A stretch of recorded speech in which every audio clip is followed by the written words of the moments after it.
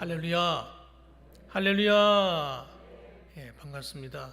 오늘 하나님의 은혜가 저와 여러분과 함께 하시는 복된 날이 되시기를 주님의 이름으로 축복합니다. 예, 우리 옆에 분들과 앞뒤로도 한번 인사 한번 하시지요. 참 잘 오셨습니다. 예, 하나님은 당신을 사랑하십니다. 예, 오늘도 잘 되고 있습니다. 네. 예, 예, 여러분 얼굴 뵈니까 너무 반갑네요. 예, 제가 지난 한 주간 동안 이 코로나 때문에 예, 여러분 얼굴을 못 뵀습니다. 코로나 때문에 제가 한 주간 약을 먹었는데 약에 취해가지고 예, 뭐 현상은 뭐 코로나 걸려 보니까 어떻냐 그러면 그냥 감기 걸린 거예요. 감기 걸린 건데 하도 사람들이 신경을 많이 쓰고 하는데 요즘 보니까 뭐 1,000만 명이 지금 확진자다 뭐 이런 말이 지금 뉴스에 나오더라고요. 1,000만 명. 뭐 사람들이 볼 때는 코로나 때문에 사람들이 막 힘들어하고 있지만 그래도 이 코로나가 드디어 이제 거의 다 지나가는 것 같습니다. 거의 뭐 자체 면역이 될 정도로 아마 뭐 1,000만 명이면 우리나라 인구의 5분의 1에 해당되는 거 아니겠습니까? 이렇게 가면 이제 이번 여름 정도 지나고 하게 되면 아마 자동적으로 방역이 되지 않는가. 그냥 몸에 자가 면역이 다 생길 거라고 그렇게 생각이 듭니다. 여러분 너무 걱정하지 마시고 또 저를 위해서 기도해 주시고 신경을 써주신 여러분들에도 감사를 드립니다. 저는 오늘 본문의 말씀을 가지고요, 전도하는 교회에게 주신 축복이라는 제목으로 함께 은혜를 나누려고 합니다. 우리가 이 성도들이 살아가다 보면 여러 가지 인생의 문제들을 만날 때가 있습니다. 예수 믿으면 뭐 문제 없습니다. 뭐 걱정 없습니다. 만사 형통입니다. 어떤 분은 그렇게 말하는 분도 있지만 사실 그렇지 않거든요. 네, 그렇지 않습니다. 예수 믿지 않는 사람이나 예수 믿는 사람이나 똑같은 어려움을 만날 수가 있습니다. 또 그런 어려움이 오지만 도대체 이 어려움을 어떻게 극복해야 되느냐, 이게 문제지. 이것이 관건이지. 여러분 누구나 이런 어려움을 만날 수가 있는 겁니다. 그것이 이상하게 생각하시면 안 됩니다. 그런데 여러분 한 가지 분명한 것은 뭐냐면 여러분 세상 사람들과 분명히 다른 것이 있는데 그것은 우리에게는 전능하신 하나님이 함께하고 계시다는 겁니다.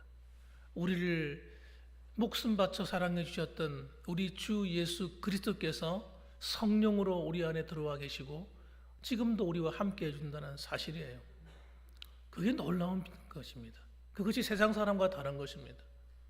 그분이 온 천지 만물을 창조하신 창조자이시고 지금도 온 지구를 다스리고 계시고 우주를 다스리시는 바로 나의 하나님이라는 사실이 되게 더 중요한 거예요. 그분이 내 안에 있다면, 그분이 내가 믿는다면 우리는 얼마든지 이 세상에 여러 가지 인생의 문제를 만난다 할지라도 극복해낼 수가 있고 이겨낼 수가 있는 겁니다.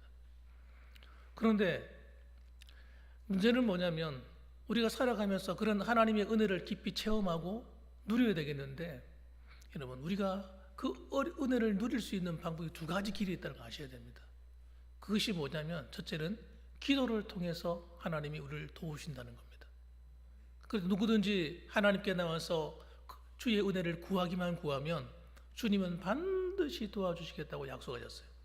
그래서 구하라, 찾으라, 두드리라 그렇게 말해요. 그러면 하나님께서 가장 좋은 것을 주시겠다고 주님께서 약속해 주신 겁니다. 이 도장을 찍으셨어요. 하나님께서. 한번 따라합시다. 하나님께서 약속하셨다. 예, 하나님의 이 약속은 변개치 않는 거예요. 사람들의 약속은 여러분 사람이 마음이 상하면 틀어질 수도 있고 또 내가 능력이 안 되면 약속을 못 지킬 수 있지만 우리 사랑하시는 주님은 여러분 약속을 지킬 수밖에 없는 넉넉한 힘과 능력과 그런 힘을 갖고 있는 분이랍니다. 그러니까 반드시 지키시는 거예요. 또 한 가지는 뭐냐면 두 번째로는 우리 인생의 모든 문제는 여러분 어떤 눈에 보는 현실적인 문제로 이루어진 것처럼 보이지만 사실 그 안에 들어가 보면 사실은 근본적인 문제는 항상 영적인 문제라는 겁니다. 영적인 문제가 고쳐져야 우리 육신의 삶의 문제도 고쳐지는 겁니다.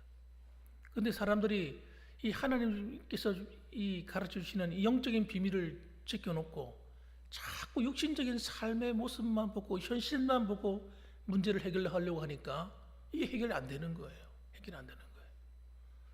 그래서 여러분 영적인 비밀을 알아야 됩니다.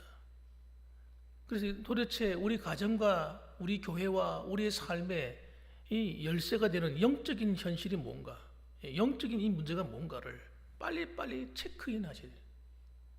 그래서 그걸 체크하셔가지고 그 문제를 뚫어내야 되는 거예요. 그래서 하나님은 이 교회를 향해서 하나님은 주신 축복이 너무나 큰데, 여러분 예수를 믿는 이 믿음 안에 주신 축복이 너무나 커요. 이 너무나 큰데 이것은 내가 누려야 될 뿐만 아니라 또 내가 나누어 줘야 됩니다. 내가 누리고 나누어 줄 때 풍성해지는 겁니다.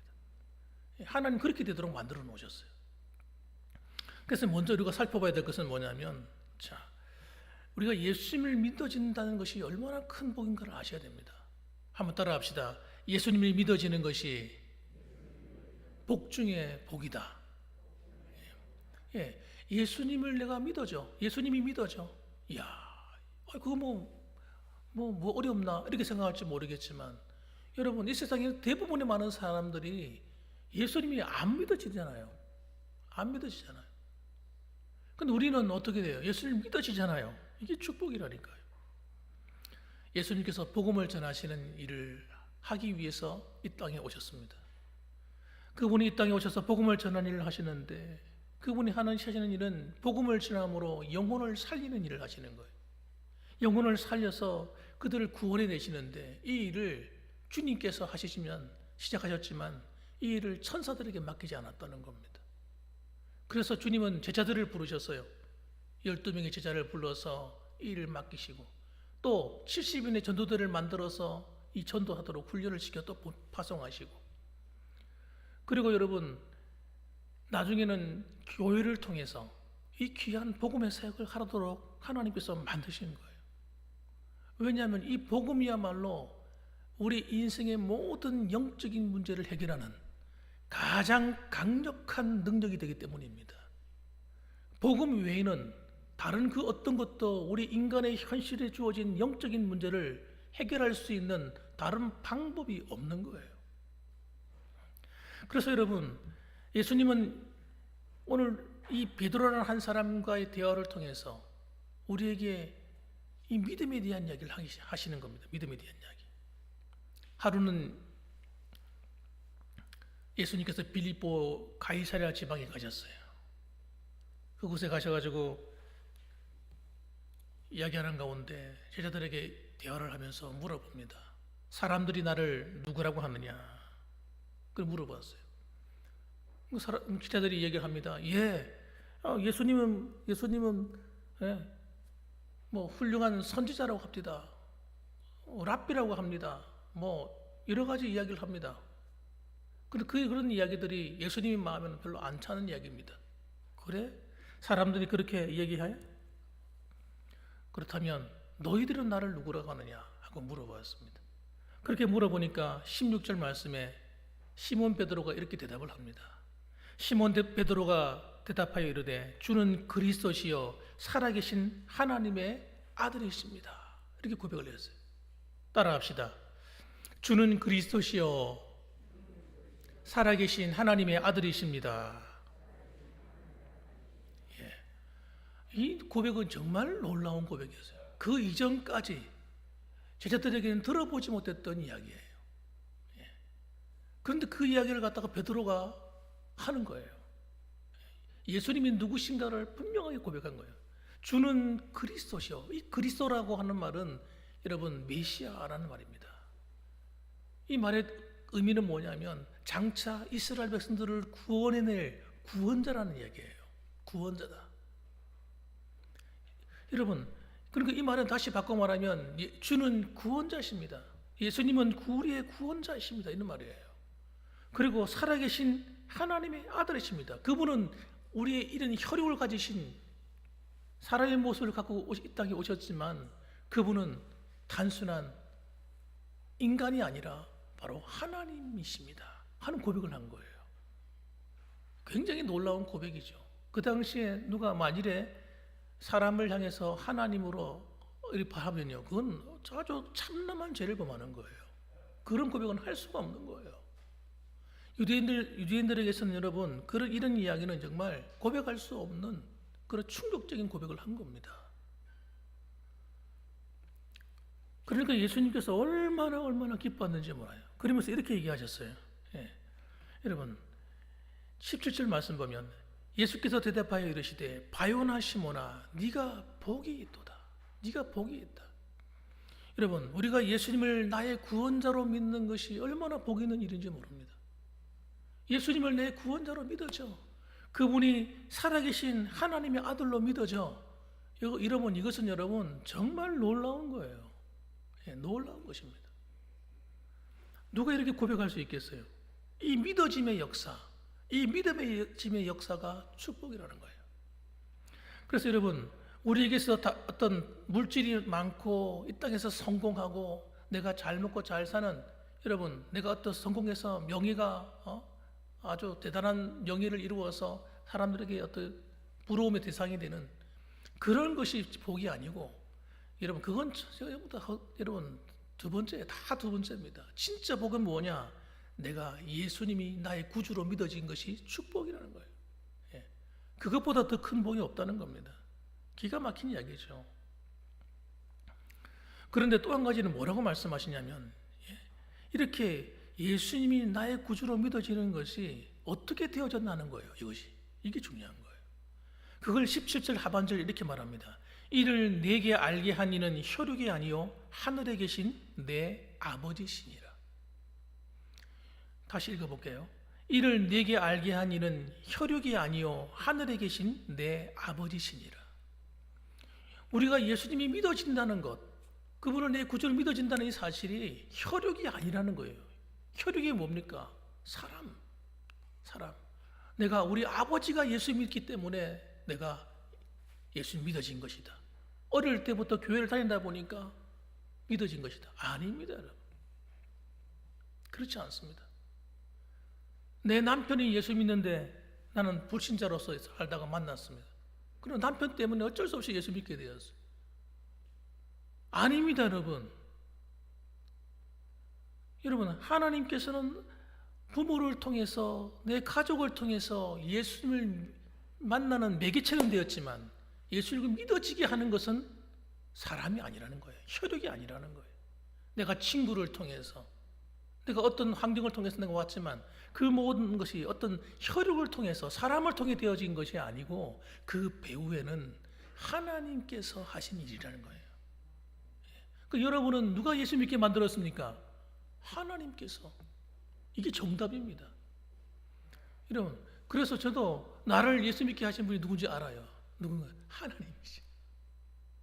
하나님께서 나를 사랑하사 여러분 내 주위에 믿는 분들을 만들어 주셔서 장로님을 만나게 하시고 믿는 형 친구들을 만나게 하시고, 하나님께서 이렇게 환경을 만드신 거예요. 믿음의 아버지를 만나고 어머니를 만나고 그렇게 가정에 태어나게 하시고. 여러분 그렇게 태어나도 안 믿는 사람은 안 믿는다니까요. 믿음의 부모를 만나고 아버지가 목사라도 안 믿는 사람은 안 믿어요. 믿음은 여러분 사람의 혈육으로 되어진 게 아닙니다. 하나님의 은혜로 되어진 거죠. 그래서 혈육이 아니요 하늘에 계신 내 아버지시라고 이렇게 말해주는 겁니다. 이게 정답이죠, 정답. 그래서 교회는 어디에 세워지는가? 바로 이 믿음 위에 세워진다는 거예요. 믿음 위에. 주님이 하고 싶은 이야기예요. 그래서 여러분 이 예수님을 믿는 복음 위에 교회가 세워져요. 복음을 전하지 않고 복음을 자랑하지 않으면 교회가 이 믿음 위에 든든히 설 수가 없어요. 다른 방법으로는 여러분 이 전도라는 것이 일어나지 않는 거예요. 복음을 전할 때만 여러분 이 믿음의 역사가 사람이 하는 게 아니라니까요. 내가 그 사람을 믿게 하는 것이 아니에요. 혈육인 내가 상대방을 예수 믿게 하는 것이 아니라 내가 복음을 전할 때 성령께서 그의 마음을 만지시고 환경을 만지고 입장을 바꿔놓게 하시고 형편을 변화시켜서 예수를 믿도록 만드시는 거죠. 그래서 이 하나님 교회는 여러분 이 복음을 전하지 않으면 교회는 절대 세워지지 않습니다. 복음을 전할 때 교회가 서요 부흥하고 성장하고 놀라운 일이 일어나는 거예요. 그러나 아무리 도시에 있고 좋은 자리에 있다 하더라도 전도하지 않고 복음을 자랑하지 않는 교회는 쇠퇴하고 무너집니다. 아무리 시골 한쪽 구석에 있는 교회라 할지라도 복음을 자랑하는 교회는 서게 돼 있어요. 하나님이 성령의 역사가 일어나고 하나님이 세우시는 거예요. 그 다음에 여러분 이렇게 세워진 교회는 음부의 권세가 이기지 못하는 복을 받습니다. 이 교회를 음부의 권세가 못 이깁니다. 음부의 권세가 겁을 줄 수는 있어요. 음부의 권세가 때로는 위협할 수 있습니다. 때로는 그것 때문에 핍박을 받을 수 있습니다. 그러나 이 음부의 권세는 교회를 이기는 것이 아니라 교회 앞에 무릎을 꿇게 됩니다. 여러분 이것이 하나님이 보여주시는 거예요. 18절 말씀. 또 내가 내게 이르노니 너는 베드로라. 같이 읽읍시다. 내가 이 반석 위에 내 교회를 세우리니. 여러분 따라합니다. 이 반석 위에 내 교회를 세우리니. 여러분 교회는 여러분 믿음의 반석 위에 세워져요. 믿음의 반석 위에. 저와 여러분의 이 견고한 믿음 위에 교회가 세워집니다. 그러니까 이 견고한 믿음을 어떻게 해야 됩니까? 자랑해야 돼요. 자꾸 자랑해야 돼요. 그래서 이런 믿는 자의 모임, 이 교회가 복음을 자랑하지 않고 복음을 드러내지 않으면 그 교회는 힘을 잃어버리게 되겠어요. 그래서 주님께서 뭐라고 말씀하셨습니까? 너희는 모든 민족으로 제자를 삼아. 여러분 주님께서 원하시는 것은 여러분 주님의 이 마음이 어디 있는 거죠? 열방에 있는 열방에.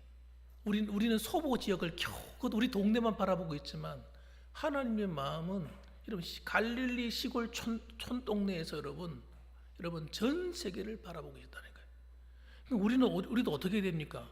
우리도 이 교회를 세워갈 때 우리의 비전과 꿈은 비록 소보 여러분 이 동네에 있지만 교회가 위치해 있지만 우리의 비전과 복음에 대한 꿈과 그 크기는 전 세계를 가슴에 품고 있어야 되는 거예요. 기도할 때마다 우리는 어떻게 기도해야 됩니까? 하나님, 열방을 복음화시켜 달라고, 유럽을 복음화시켜 달라고, 아프리카 대륙을 복음화시켜 달라고, 아메리카 대륙을 복음화시켜 달라고, 오세아니아 대륙을 복음화시켜 달라고. 여러분, 기도의 크기는 이렇게 커야 되는 거예요. 그래야 주님과 스케일이 맞는 거예요. 하나님과 스케일이 맞는 거예요. 그래야 하나님이 기뻐하는 거예요. 여러분, 하나님이 기뻐해야 교회가 행복해집니다, 여러분. 그래서 고린도전서 1장 18절 보면 이 복음을 전하는 것은 전도라는 걸 더 전하게 되는데 이렇게 말했습니다. 십자가의 도가 멸망하는 자들에게는 미련한 것이요 구원을 받는 우리에게는 하나님의 능력이라 그랬어요. 그러니까 여러분 전도하고 복음을 전한다, 십자가를 자랑하는 것은 세상 사람들이 보면요 웃기는 이야기인 거예요. 우스운 거예요. 야 그게 뭐야 도대체? 그게 나하고 무슨 상관이야? 이 그리 멸망하는 자들에게는 미련해 보이고 구원을 받는 우리에게는 하나님의 놀라운 능력인 것입니다. 또 고린도전서 1장 21절 말씀에 이렇게 얘기합니다. 하나님의 지혜에 있어서는 이 세상이 자기 지혜로 하나님을 알지 못하므로 하나님께서 전도에 미련한 것으로 믿는 자들을 구원하시기를 기뻐하셨도다. 전도한다고 해서 누가 믿겠어? 미련한 거지, 미련한 거. 그런데 여러분 다른 방법으로는 구원할 수가 없다는 거예요. 하나님께서 전도라는 것이 미련해 보이지만 여러분 이것이 택함 받은 자들에게는 이 전도를 통해서 영혼이 구원함을 이루게 되는 놀라운 기적이 일어나는 거예요. 그래서 여러분 믿는 자들에게는 구원을 얻게 되는 축복이 되는데 여러분 이것은 우리의 지혜로 되는 것이 아님을 아셔야 되는 거예요. 그래서 이 전도하는 교회를 하나님 그래서 기뻐합니다. 하나님 말씀에 순종하잖아요. 그 미련한 방법을 사용하잖아요. 여러분, 교회가 그 미련한 방법을 통해서 오늘까지 전도에 한국교회가 부흥해 왔거든요. 많은 사람이 그렇게 예수를 믿었어요. 전도를 통해서. 그래서 여러분, 이 전도라고 하는 것은 여러분, 하나님께서는 얼마나 기뻐하시는지, 하나님께서는 이 교회를 하나님이 항상 지키고 보호할 수밖에 없는 거예요. 그래서 왜? 이 구원의 역사를 이루게 하시기 위해서 음부의 권세가 방해하지 못하도록 지키는 거예요. 무슨 말인지 아시겠어요? 이해되십니까? 여러분, 이 영혼을 구원하는 것은 내가 예전에 말씀드렸잖아요. 영적인 싸움이다. 사탄이 가만두겠냐는 거예요. 자기 손에 다 들어와 있는 영혼, 자기가 지옥 갈 때 함께 데리고 가려고 다 꼭꼭 틀어 안고 있는데, 복음을 전하는데 그 영혼이 빠져나간단 말이에요. 예수 믿고 구원받아 버려요. 여러분, 예수 믿고 구원받는 자마다 자신이 그 영혼을 어떻게 해볼 수가 없는 거예요. 그 전까지는 자기가 마음대로 가지고 놀았는데 예수 믿는 순간부터는 자기 마음대로 안 되는 거예요. 그러니까 한 영혼도 안 뺏기려고 어르렁거리면서 그냥 어떡합니까? 전도하는 교회를, 전도하는 개인을 공격하려고 온갖 짓을 다 하는 거예요. 그러니까 하나님께서 이 교회를 어떻게 해주셔야 됩니까? 지키고 보호해 주셔야 되는 거예요. 그래서 18절 말씀에 이렇게 얘기합니다. 우리 같이 한번 읽어봅시다. 같이 읽어보겠습니다. 읽습니다. 시작. 또 내가 네게 이르노니 너는 베드로라. 내가 이 반석 위에 내 교회를 세우리니 음부의 권세가 이기지 못하리라. 할렐루야. 그래서 주님께서 약속하신 게 뭐냐면 음부의 권세가 교회를 무너뜨리지 못한다는 거예요. 하나님께서 도장을 찍으셨어요. 그래서 여러분, 요한계시록을 읽어보면, 여러분, 이 사탄의 권세가 용의 권세거든요. 용이로 나오잖아요. 요한계시록. 붉은 용. 그리고 그를 따르는 짐승, 그리고 거짓 선지자들, 모든 것이 합력해가지고 교회를 총공격하지 않습니까? 그런데 교회를 공격하는데 교회가 그 공격을 받고 무너지는 것이 아니라 그들이 공격하는 것보다 허사가 돼. 허사가. 하나님이 지키시니까. 여러분, 이 마지막 때에 악한 이 사탄의 권세가 교회를 무너뜨리려고 온갖 짓을 다 하는데 교회가 안 무너지는 거예요. 왜? 하나님이 함께하고 계시는 줄 믿으시길 바랍니다. 그렇습니다, 여러분. 오늘도 하나님이 저와 여러분을 지키고 보호하실 이유가 여기 있는 거예요. 우리 봉황교회가 복음을 위해 일어서게 되면 여러분, 사탄의 권세가 함부로 위협하지 못하는 교회가 됩니다. 그런데 교회가 복음에는 관심이 없고, 성도들이 복음에는 관심이 없고, 먹고 살아가는 이 세상의 일에만 관심을 가지고 살게 되면 하나님께서 특별히 지켜야 될 이유가 없는 거예요. 이걸 빨리 깨달으셔야 돼요. 하나님이 축복하는 교회는 어디 있느냐? 복음 전하는 교회가 하나님이 특별한 은혜와 보호를 받습니다. 이 음부의 권세, 지옥의 권세, 사탄의 권세를 이기는 길은 여러분, 복음 전하는 길밖에 없어요. 교회가 잃어버린 영혼을 놓고 함께 합심해서 막 기도하고 이러면요, 하나님의 성령이 막 역사하는 교회가 돼버려요. 하나님이 그 사람을 축복해버립니다. 왜? 하나님과 맞잖아요. 뭐가? 하나님의 소원과 맞는 거예요. 하나님의 마음과 맞는 거예요. 하나님의 마음과 맞는 교회가 되면요, 그런 성도가 되면 하나님이 그 사람에게 특별한 은혜로 비상한 방법을 함께 하시는 거예요. 그래서 우리는 여러분 세상과 타협하지 않습니다. 우리는 여러분 믿음이 이게 진짜 믿음인지 아닌지 섞여가지고 세상 거가 짬뽕이 돼가지고 반은 믿음인 것 같고 반은 믿음이 아닌 것 같고 이런 거는 거절합니다. 그렇게 살아가지고는 하나님의 은혜를 경험할 수가 없어요. 우리는 분명한 노선을 취하는 거죠. 나는 복음 안에 사는 겁니다. 복음 안에 사는 정도가 아니라 복음을 증거하는 사람이 되어버리는 거예요. 그러면 그런 교회가 부르짖어 기도하는데, 어려움을 만나서 기도하는데 하나님 가만 계시겠습니까? 그런 성도가 하나님께 부르짖어 기도하는데 하나님 안 도와주실 리가 있겠습니까? 그래서 여러분 그 다음에 오는 약속이 기도 응답의 약속이에요.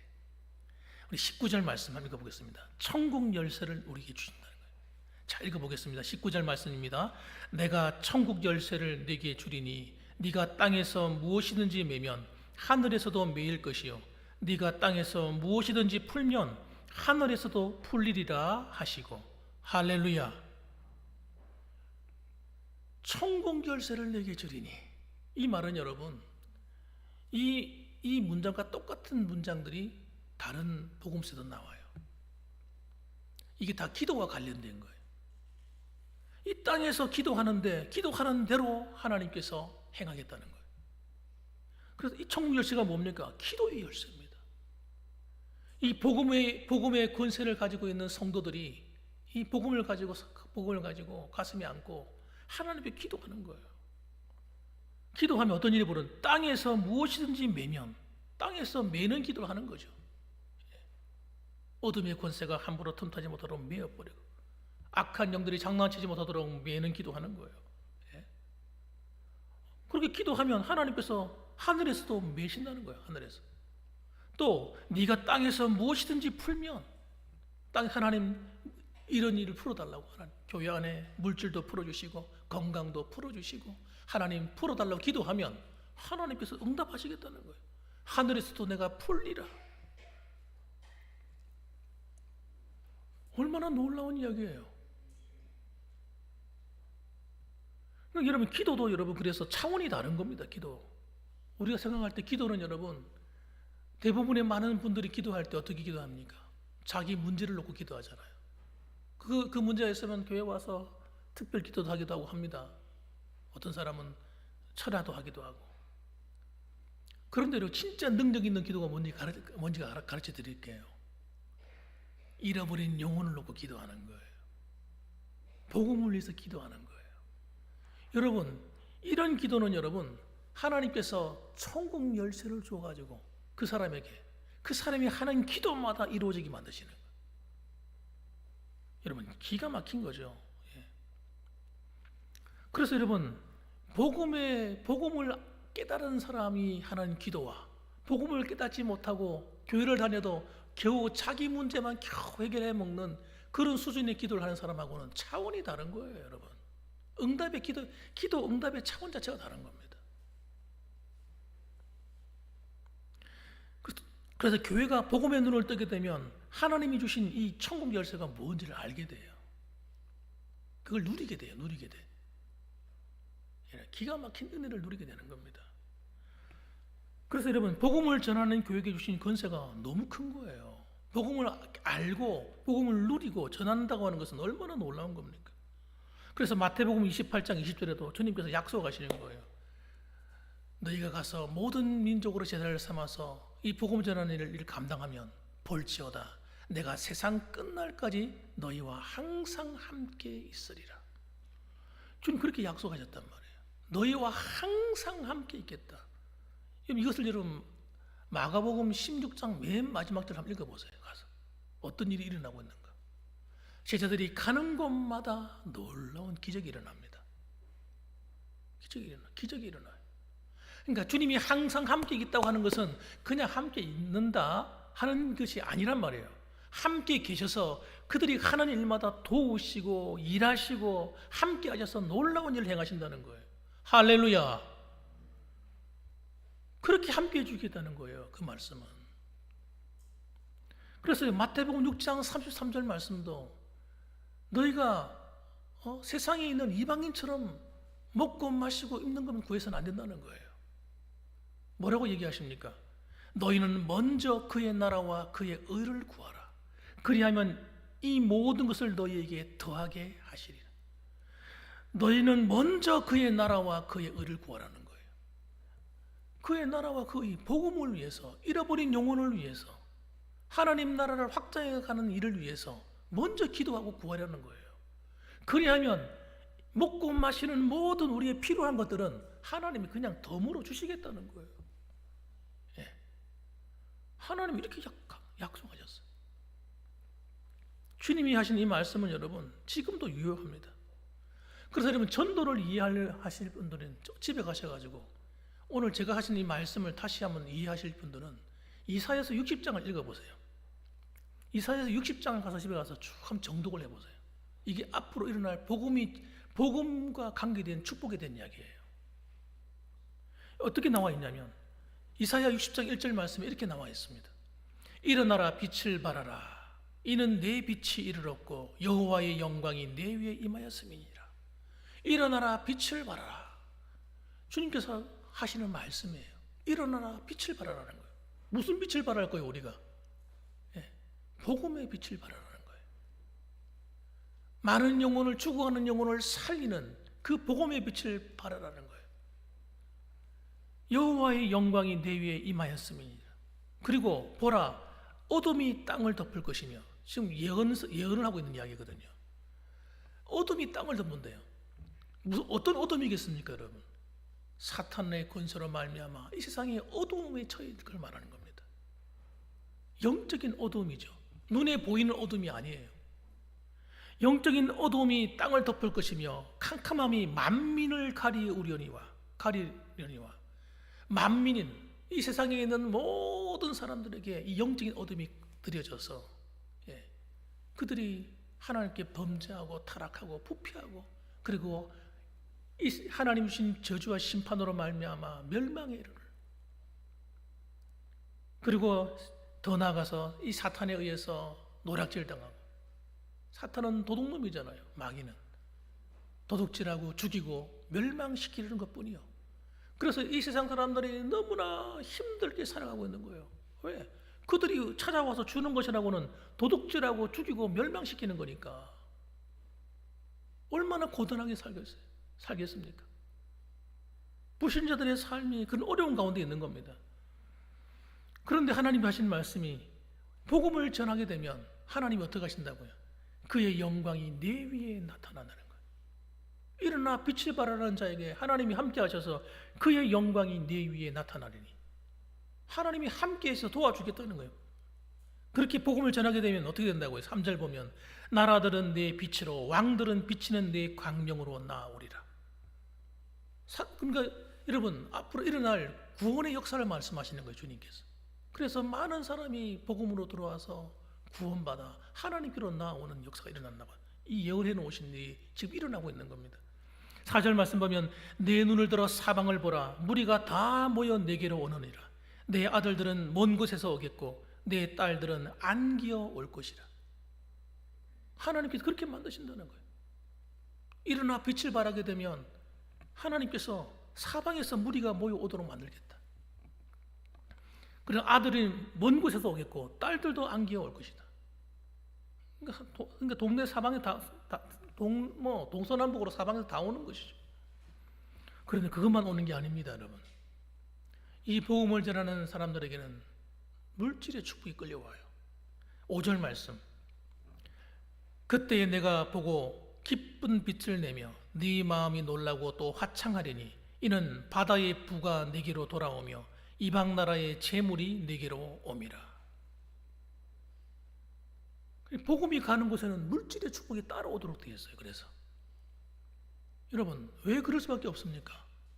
성도들이 복음을 전하고 교회를 세워가는 일에는 물질이 필요하기 때문에, 교회가 선교하는 일에 성도들이 가난해서 먹을 것이 없어가지고 이렇게 되면 어떻게 돼요?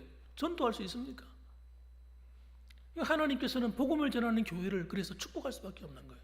그러한 성도들을 복주실 수밖에 없는 거예요. 왜? 더 힘써서 복음을 전하라고, 선교하는 일에 힘을 쓰라고 하나님께서 물질의 축복의 문을 여실 겁니다.